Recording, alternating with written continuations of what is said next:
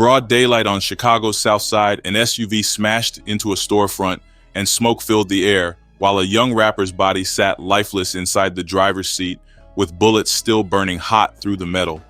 People crowded around whispering what felt like a cruel chant, saying, "They couldn't get Durk, so they got Nuski." And that phrase echoed through every corner of the city before police even zipped the body bag. This wasn't some random street killing, because this was family, this was music, this was bloodline, and the type of story that forces you to rewind and understand how a young man's dream turned into tragedy. MacArthur Swindle, known later to the streets as OTF Nunu, was born in late 1992 inside the heavy chaos of Chicago, where neighborhoods could either raise you up or drag you straight down. He never really got to know his father, because back in 1995, his pops was shot dead, leaving him to grow without that figure in his life and shaping the way his family carried themselves in those years after. His mom and relatives tried their best to give him some stability, but the South Side was a rough place for any young kid trying to stay focused on something better than the corners.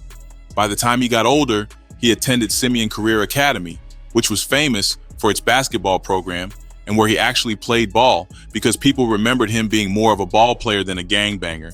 Even though the city's violence was claiming a lot of young lives, MacArthur kept showing ambition that didn't match the stereotypes, because he wasn't just sitting around waiting to get swallowed by the block. After finishing high school, he enrolled in Prairie State College and later took classes in Joliet, showing people around him that he was really chasing education on top of everything else. Those who knew him insisted he wasn't built for the streets, because his Aunt Sherry said he was kind-hearted and full of soul, the type of kid who wanted more than that constant cycle of shooting and funerals. Chicago commentators later even mentioned how he was different, saying he was actually going to school and taking college courses, really trying to better himself instead of claiming that empty gang life. Still, like so many others from that side, the music started calling his name louder than anything else, and it became clear that drill rap was the road he wanted to walk on. His cousin Durk was already making waves, and being tied to him meant opportunities, but it also meant being tied to dangers that came with that world. Nunu was young, hungry, and smart enough to see past his environment, yet the same environment kept pulling at him harder every year, making the story that followed almost impossible to escape. By the early 2010, Chicago had birthed a whole new wave called drill rap, and names like Chief Keef, Lil Reese, and Lil Durk had started shaping the sound that eventually spread far beyond the South Side. Chief Keef kicked down the door first with I Don't Like in 2012, putting the spotlight on Inglewood and Parkway Gardens, and suddenly the industry paid attention to young rappers from neighborhoods that had only been known for shootings and crime before. Lil Durk was moving heavy during that time, representing Lamron and the Black Disciples set, and he eventually secured a Def Jam deal in 2013, turning him from a neighborhood star into a national artist. Durk wasn't just building a career for himself, though, because he started pushing his own movement called OTF, which stood for Only the Family, and it became both a label and a crew.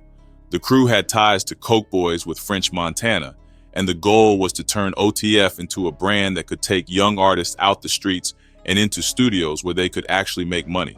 For MacArthur Swindle, now rapping as OTF Nunu, this was the break he had been waiting on, because having your blood cousin already signed meant your foot was already in the industry door.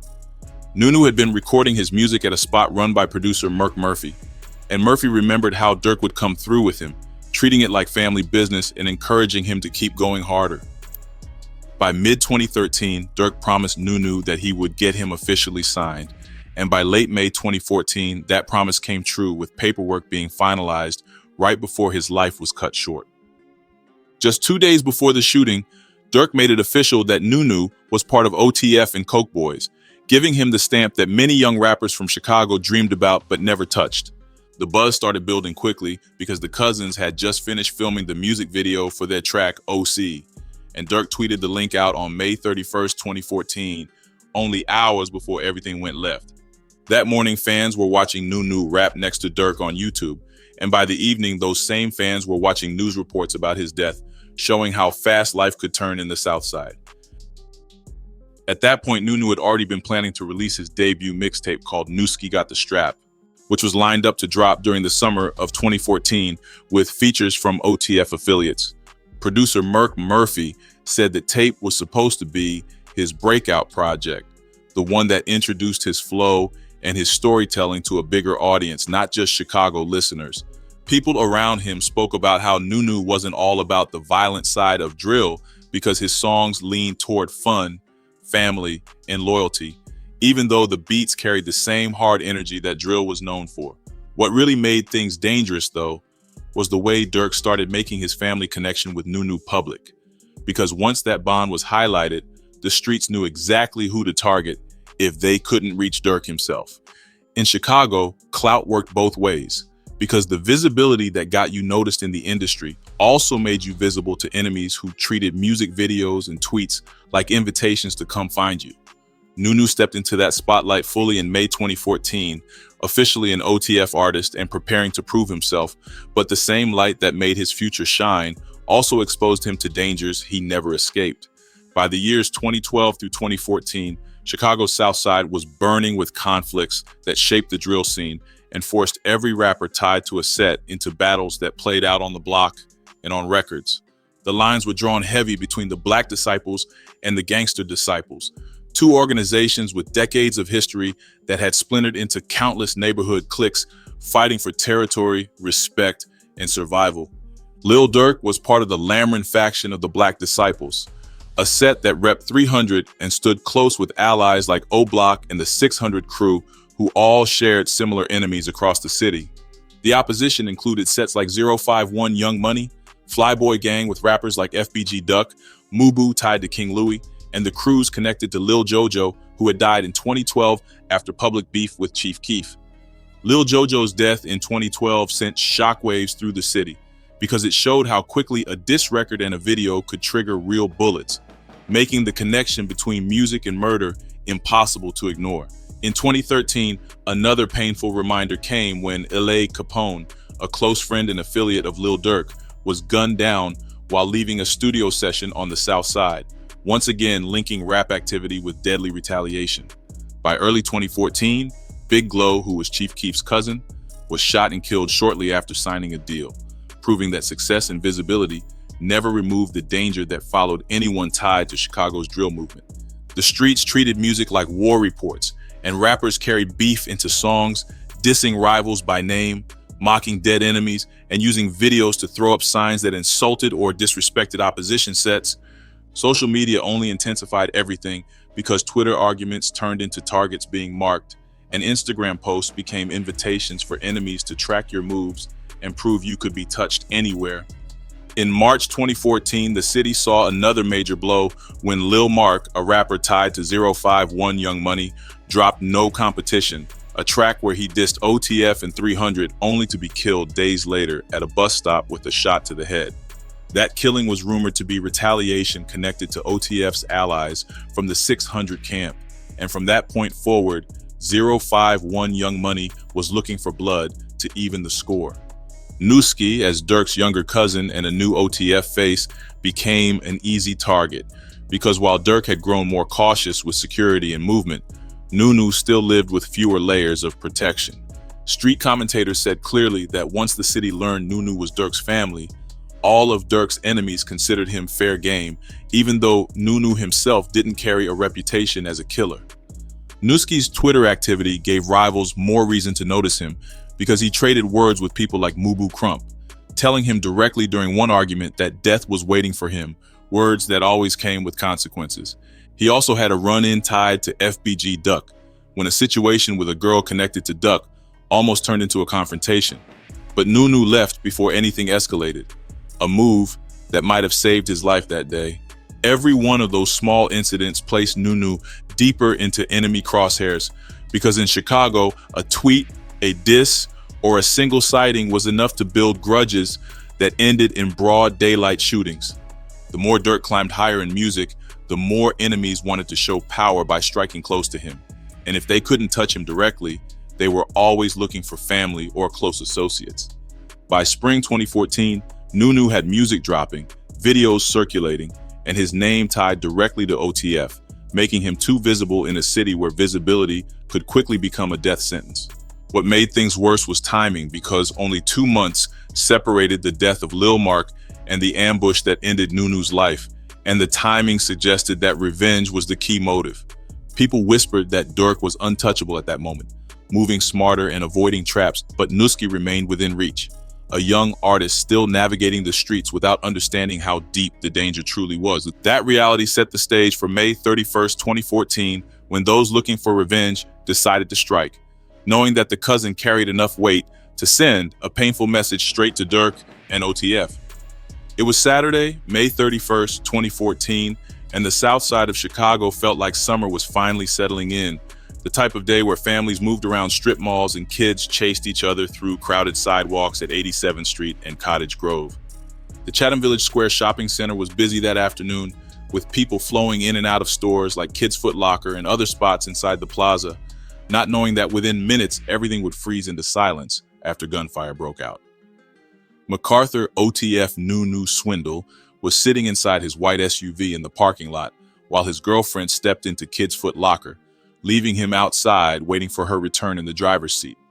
The plaza was crowded enough that people noticed him sitting inside the SUV, but nobody thought much about it since cars pulled in and out all the time, and the area was usually buzzing with customers. Around 3:20 p.m., two figures started moving toward the SUV, coming in from different angles, and people later remembered how it felt like a setup with shooters closing in from both sides.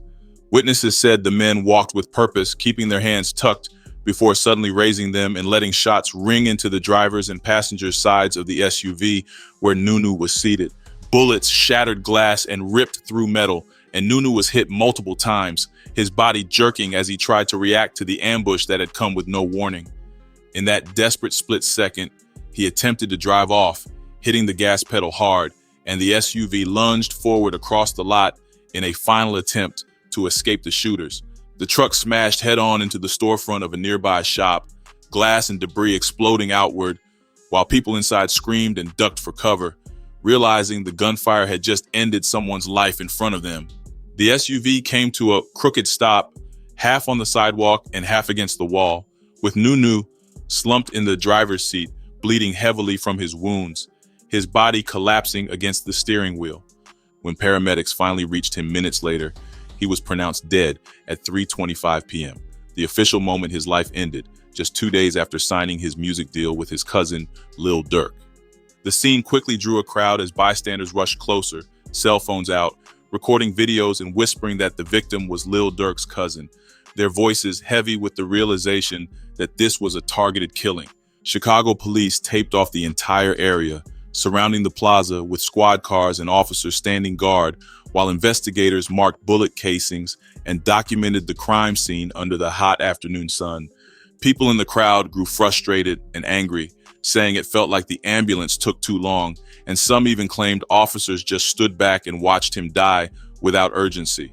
For hours, his body remained slumped inside the SUV, visible through shattered windows, as news cameras arrived and broadcast images of the vehicle riddled with bullet holes against the storefront. Onlookers described the chilling sight of a young rapper who had been alive minutes earlier, now sitting lifeless in the same spot, and many shook their heads, repeating that another Chicago dream was gone.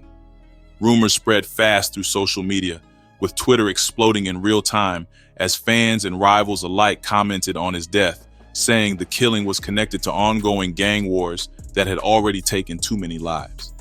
The scene painted a graphic picture: yellow tape, bullet shells on the pavement, glass scattered around the front of the store, and a white SUV tilted against the curb with police refusing to move it until hours later. Community voices grew louder as evening came, questioning why a body was left in public view for so long, calling it another example of how Chicago treated young black men as disposable. Although no suspects were immediately caught, investigators told reporters they believed the hit was likely gang-related, pointing to his ties with Lil Durk and OTF and linking it to the wider conflicts rocking the drill scene. It wasn't the first time the city had seen rappers killed in similar ways, because only 6 weeks earlier, Mario Hess, better known as Big Glow and cousin of Chief Keef, had been killed after leaving a party. The timing made it hard for people to ignore the pattern of violence hitting Chicago rappers and their families, each killing sending shockwaves through the city's music community and the neighborhoods where they grew up.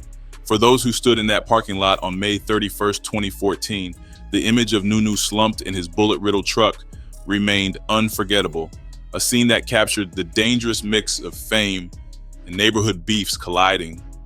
It was more than just another Chicago homicide, because this was Lil Durk's blood cousin, and within minutes the narrative formed on the street that the shooters couldn't touch Durk, so they struck the next closest thing. The aftermath of that afternoon would ripple through OTF, the drill scene, and Durk's personal life. But it all began in those moments at 87th and Cottage Grove, with gunfire that left no room for survival. When the news of Nuski's death broke on May 31st, 2014, the first person everyone thought about was Lil Durk, because hours earlier he had tweeted out their new video, OC, and celebrated finally signing his cousin to OTF. Durk went silent after the shooting, pulling back from social media completely, and fans noticed instantly, because he was usually active promoting his music and posting updates about his moves across Chicago and beyond. In interviews later, Durk admitted how much the loss broke him, saying he had already lost countless close friends, but this one hit different because he had just made things official with his cousin. The timing made everything even heavier, because just 2 days before the murder, Nunu had signed to OTF and Coke Boys, putting him on the same path Durk was already walking with Def Jam. Family members couldn't process it either, because they had watched MacArthur swindle, push through school and college, and then switch focus into music, only for his life to be cut short before his first project dropped. His Aunt Sherry Swindle spoke about him directly, describing him as kind-hearted with a lot of soul, a young man who wasn't about gangs, even though the streets still placed a target on him. She reminded reporters that violence had already robbed the family once before, because Nuski's father had been shot dead in 1995, leaving him to grow up without a dad from the time he was a baby. The pain cut deeper, knowing his daughter, still a toddler, would now face the same type of loss, growing up only with stories and pictures instead of her father being present in her life. Local and national outlets covered the story heavily, with ABC's 7 Chicago showing footage from the crime scene, the Chicago Sun-Times writing about the possibility of a gang-related motive, and BET highlighting that he had been a college student as well as an upcoming rapper. The media made sure to note that Nuski's life wasn't as simple as another gang member killed, stressing that he had been working on school and music, balancing ambition with the reality of his environment. The hip-hop community paid their respects quickly, with producer Young Chop posting about the pain of seeing him gone, and Lil Reese speaking on how Nuski had been more of a ball player than a banger. Fans across Chicago and beyond changed their profile pictures to Nunu's face, using hashtags like hashtag RIP Nuski, and flooding Twitter timelines with memories, lyrics, and videos, trying to keep his name alive in the days following the shooting. Within hours, a phrase spread through the city like wildfire, repeated by friends, foes, and media alike, saying they couldn't get Durk, so they got Nuski, which summed up how everyone understood the motive without needing further explanation. That line captured the sense of retaliation driving Chicago during those years, because Durk was too big to move carelessly, and enemies looked for easier ways to hurt him by hitting those close to him. Durk later said he had already buried too many friends, estimating more than 20 or 30 people from his circle had been lost. But losing Nuski still cut the deepest, because this was blood. The grief inside OTF wasn't just sadness, it was rage, because everyone knew the hit was meant to send a message, and that message reached every corner of Chicago before the night was even over. For the family, it meant another funeral, another young man taken before reaching his full potential, and another reminder of how Chicago's cycle of violence could swallow anyone, even those trying to build something better. After the shots at 87th and Cottage Grove left Nunu dead inside his SUV, the streets of Chicago started buzzing instantly, and before the police even closed the scene, everybody already had their own version of who pulled the trigger. The most common story pointed straight towards 051 Young Money, a gangster disciple clique that had been locked in with enemies like OTF and 300 for years. And within that crew, one name carried the most weight: Yarmel 051 Melly Williams. Melly had built a reputation as a feared shooter, known across Chicago as someone who moved carefully, carried himself with confidence, and was tied to multiple killings whispered about in the drill scene. People on the street said the motive came down to Lil Mark, a 051 Young Money rapper who dropped No Competition in March 2014, dissing OTF and 300 only to be killed at a bus stop days later with a bullet to the head. That murder was widely believed to be payback from 600 or other affiliates tied to OTF, and many felt Nunu's killing in May was just the other side of the coin, retaliation for Lil Mark's body. One rumor grew even darker when people claimed that Durk himself was supposed to meet Nunu at the Chatham Village Square Plaza that afternoon, but never arrived in time, meaning the shooters took out whoever was closest instead. That version of the story made the pain worse, because if Durk had been minutes earlier, the target might have shifted, and it showed how close he had been to sharing the same fate. Street gossip also pushed another theory that Nunu's girlfriend had unknowingly set him up, either by posting their location or telling someone where they were headed, although nothing official ever proved she had anything to do with it. Chicago always had its share of wild conspiracies, and one of the most outrageous suggested that Durk sacrificed Nunu for fame, a baseless claim recycled from old Illuminati myths that popped up whenever a rapper got bigger. Anyone close to the situation dismissed that theory fast, because Durk was devastated by the loss and everything around his reaction showed pain, not calculation, making it clear the sacrifice talk was just noise. Another story floating around painted a chilling image of Melly, with people saying he grinned at the exact scene of the crime and later posted flexes online that hinted at his involvement without ever naming names. Whether those photos or posts were real or exaggerated, the image stuck, because Melly already carried the nickname of one of the city's deadliest shooters, and nobody doubted he could have been responsible.